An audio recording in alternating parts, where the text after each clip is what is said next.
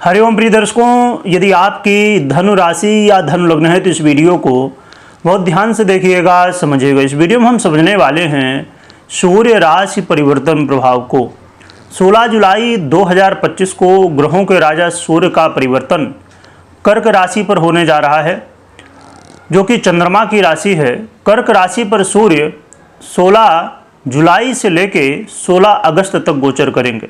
फिर 16 अगस्त को अपना राशि परिवर्तन करेंगे और स्वयं की राशि सिंह राशि में गोचर करना प्रारंभ करेंगे।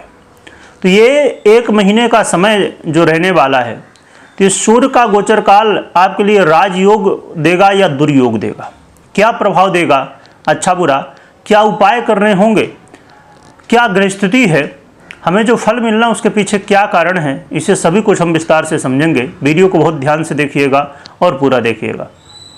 प्रिय दर्शकों, 16 जुलाई को शाम को 5:30 पर सूर्य कर्क में गोचर करेंगे। साथ में पुनर्वसु, पुष्य और अश्लेखा इन 3 नक्षत्रों पर गोचर करेंगे। पुनर्वसु का जो कि चतुर्थ चरण ही कर्क राशि पर है, पुष्य के चारों, और जो कि पुनर्वसु में 16 तारीख को ये गोचर करना शुरू करेंगे और 20 तारीख को सुबह 5:22 पर पुष्य नक्षत्र में गोचर करना शुरू करेंगे। पुनर्वसु देवगुरु बृहस्पति का नक्षत्र है और पुष्य नक्षत्र जो कि शनि का नक्षत्र है। तो जब शनि के नक्षत्र में गोचर करेंगे उस समय हमें विशेष सावधानी रखना चाहिए। उन दिनों पर क्या सावधानी रखनी होगी आगे हम जानेंगे। प्रिय दर्शकों, 20 जुलाई से लेके सुबह 5:22 से और 2 अगस्त को रात्रि में 28:02 तक, 28 का मतलब है कि 24 बजता है, उसके बाद पंचांग की ये भाषा है, क्योंकि जिससे समझ में आए कि 2 तारीख की रात्रि है, तो 2 तारीख की रात्रि 28 मतलब 25, 26, 27 और 28, यानी कि 4:02 तक, जो कि 3 तारीख की सुबह हो चुकी होगी, तब तक ये पुष्य नक्षत्र में गोचर करेंगे। फिर अश्लेखा में चले जाएंगे। अश्लेखा जो कि बुध का नक्षत्र है, तो बुध के नक्षत्र में गोचर करना और गुरु के नक्षत्र में गोचर करना सूर्य का बहुत अच्छा है। परंतु इसमें एक स्थिति ये भी है कि बुध और सूर्य रहेंगे तो एक राशि पर, नक्षत्र वाइज एक साथ नहीं रहेंगे। ये 1 अगस्त को अंश वाइज इनकी युति होगी और 18 जुलाई को ही बुध वक्री भी हो जाएंगे, कर्क पर ही रहेंगे, वक्री होके मिथुन पे नहीं जाएंगे, कर्क पे ही गोचर करेंगे और अस्त भी हो जाएंगे, क्योंकि 13 या उससे कम अंश में जब बुध आते हैं सूर्य के तो अस्त हो जाते हैं, और अक्सर सूर्य और बुध एक साथ ही लगभग होते, कुछ समय के लिए इधर उधर होते। इसीलिए बुध को दोष नहीं लगता है अस्त अवस्था का।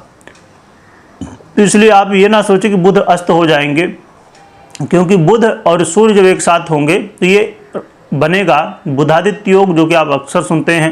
परंतु इस बार जो ये योग बन रहा है, तो ये योग 1 महीने के लिए पूरा, और ये राजयोग है।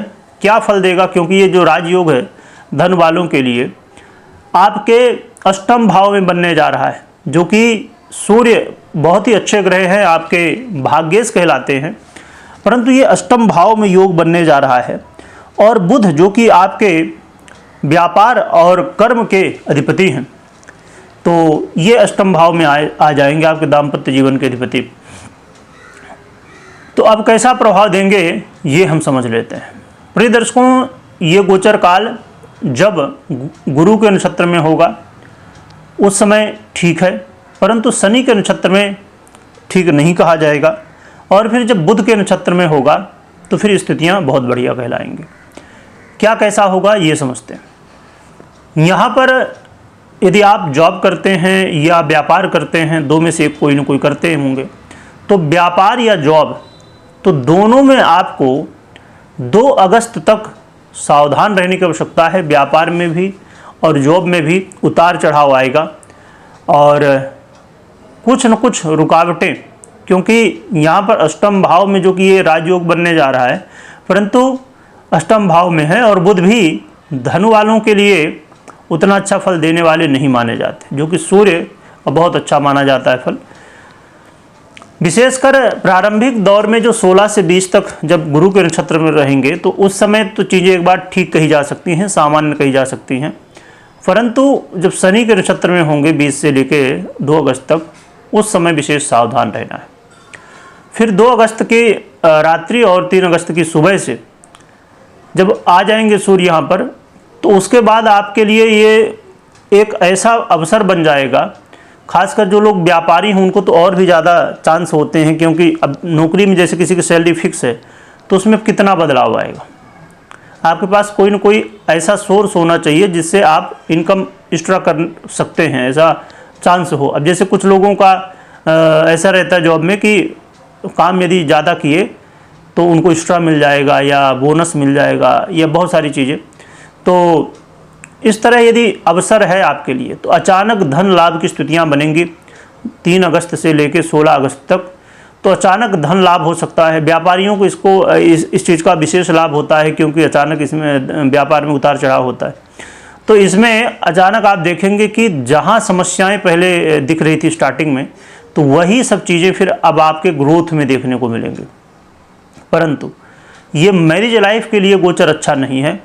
मैरिज लाइफ में समस्याएं आ सकती हैं, आपस में वाद विवाद हो सकता है और आपके पार्टनर के स्वास्थ्य में इसका भी इफेक्ट पड़ सकता है।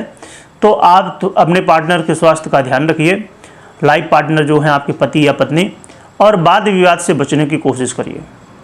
और यदि कहीं यात्रा आप दोनों जन कर रहे हों या आपके पार्टनर कर रहे हों तो ध्यान रखिए कि यात्रा में कोई समस्याएं ना आए, चोट चपेट ना लगने पाए। इस समय वाणी में संयम रखना बहुत ज़रूरी होगा, क्योंकि बुध का भी प्रभाव होगा और बुध वाणी के विशेष अधिपति हैं और आपके सीधे वाणी से ही संबंध बनाएंगे। तो इस समय वाणी में संयम बरतिएगा तो वाद विवाद से भी बचेंगे, अन्य स्थितियों से भी बचेंगे। और जो कि एक अच्छी बात यह है कि जो लोग पैतृक संपत्ति के लिए प्रयास कर रहे थे और बहुत ज़्यादा उलझने थी और काम नहीं बन रहे थे, खासकर यदि ये मामला आपके सरकारी क्षेत्र तक पहुंच गया, यानी कोर्ट केस वगैरह तक पहुंच गया है, तो ऐसी स्थिति में आपको इस समय विजय मिल सकती है। क्योंकि बहुत सारे ऐसे पारिवारिक मामले होते हैं जो कि कोर्ट तक पहुंच जाते हैं, तो फिर ऐसी स्थिति में आपको विजय मिलने की संभावना बढ़ जाएगी। तो इन फलों को हमें प्राप्त होने वाले, पर इसमें ये विशेष ध्यान रखिए कि उनके लिए भी एक अच्छा अवसर है जो लोग लॉटरी, जुआ, सट्टा इत्यादि से संबंध रखते हैं, जब बुध के नक्षत्र में होंगे तब। जो कि यहाँ पर ये ध्यान रखना है कि ये अष्टम भाव है, त्रिक भाव है, और सूर्य यहाँ पर आए हैं आपके भाग्येश। तो आपको बुद्धिमता के साथ कोशिश करना है, सही ढंग से करना है। तो इस चीज़ का भी ध्यान रखिएगा, जो कि लाभ की स्थितियाँ भी बन सकती हैं। अब क्या उपाय करना चाहिए जिससे हमें और भी अच्छे परिणाम देखने को मिले? तो इसमें उपाय के रूप में आप कोशिश करिए, कहीं वैसे थोड़ा मुश्किल होता है, यदि कुबेर जी की कोई प्रतिमा हो, यानी कि मंदिर में हो, यदि कोई ऐसी मूर्ति, क्योंकि थोड़ा कम मिलता है, परंतु यदि मिल सके तो उनकी आराधना करिए। नहीं तो बहुत आसान है फिर माँ लक्ष्मी की आराधना करना भगवान विष्णु के साथ में। तो भगवान विष्णु और माता लक्ष्मी की आराधना आप कर सकते हैं, बहुत सरल है। माँ लक्ष्मी, भगवान विष्णु के मंत्रों का जप, स्तोत्रों का पाठ इत्यादि कर सकते हैं, जैसे श्री सूक्त हो गया और विष्णु सहस्त्रनाम इत्यादि हो गया, या जो भी आप कर सकते हो। कुछ नहीं कर सकते हैं, नहीं बनता है, तो फिर ऐसे में नाम मंत्र का जप कर सकते हैं, जैसे ओम महालक्ष्मी नमः, ओम विष्णुवे नमः। तो ये नाम मंत्र का भी जप कर सकते हैं, है ना। वो भी नहीं बनता तो जय विष्णु भगवान जय माँ लक्ष्मी, जय विष्णु भगवान जय माँ लक्ष्मी, तो उनका स्मरण कर सकते हैं। क्योंकि कलयुग में सबसे सरल और सबसे प्रभावी जो कुछ है वो है नाम जप। तो नाम जप ज़्यादा से ज़्यादा करिए जिससे कल्याण हो। साथ में भगवान भुवन भास्कर को अर्घ्य दीजिए। प्रातःकाल जितना जल्दी हो सके तो उठने की कोशिश करिए। और इसमें जैसे हमने समझा कि स्वास्थ्य, तो स्वास्थ्य को लेके आप योग प्राणायाम और खासकर सूर्य नमस्कार कर सकते हैं, इससे स्वास्थ्य लाभ भी होता है। तो ये चीज़ें आप कर सकते हैं। बाकी हमेशा मैं कहा करता हूँ कि कभी भी कोई भी निर्णय आपको लेना है तो अपनी पर्सनल कुंडली विश्लेषण करने या करवाने के बाद ही निर्णय लें, तो आपके लिए बेहतर रहेगा। वीडियो देखने के लिए बहुत बहुत धन्यवाद।